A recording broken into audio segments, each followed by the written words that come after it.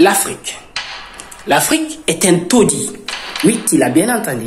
L'Afrique est un taudis. Oui, c'est vrai, avant, c'était une magnifique royaume avec des châteaux forts. C'est vrai, les Occidentaux sont venus ici s'inspirer de nos châteaux et partir reconstruire ça chez eux. C'est vrai tout cela. Mais l'Afrique, ça n'a plus rien à voir d'un royaume ou d'un château fort. C'est un taudis qui pue. Désolé d'être cru comme ça, mais c'est la vérité. Vous savez, il y a des types de dirigeants. Il y a des dirigeants qui les donnent un taudis et tu le transformes en un magnifique palais. Et il y a des dirigeants qui le donnent un palais et le transforment en un taudis. Et l'Afrique a eu des dirigeants qui ont su transformer le continent, le pays, en un taudis. Vous savez, il y a des dirigeants qui mettent leur ego au service de la nation.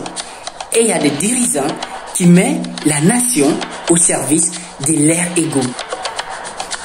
Et l'Afrique a des dirigeants qui n'ont même pas d'ego ni d'estime de soi, qui sont aujourd'hui des dirigeants dirigés. Mais nous, on a des dirigeants qui sont en train d'asservir leur peuple.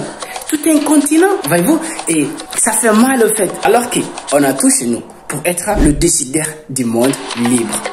En fait, vous savez, quand on parle du retard de l'Afrique, la plupart du temps, les gens adorent venir nous parler de la colonisation et tout cela. Mais j'aimerais vous dire que la Chine a été colonisée. Et vous voyez aujourd'hui le bras de fer entre la Chine et les États-Unis.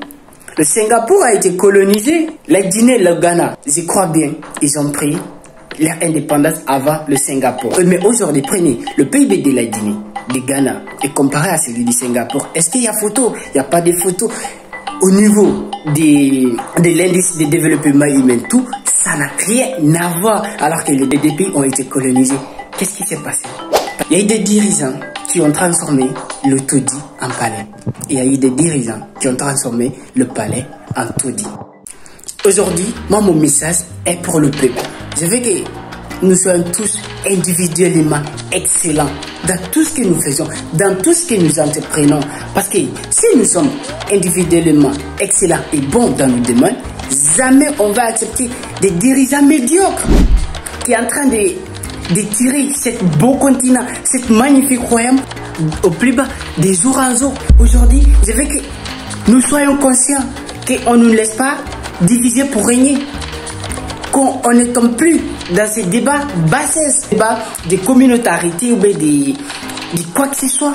Parce que au final, si le pays est bien dirigé, c'est toute la communauté, tous les fils du pays qui vont en tirer le bénéfice. Mais si c'est mal dirigé, c'est nous tous qui vont récolter les conséquences de cela.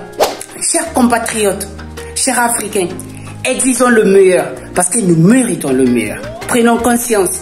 Il ne faut pas qu'on se laisse berner. Il ne faut pas qu'on se laisse diviser par des discours politiques qui n'ont aucun fond, qui n'ont aucune valeur, qui n'ont aucun futur.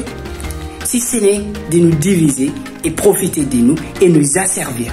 Parce que c'est des dirigeants dirigés.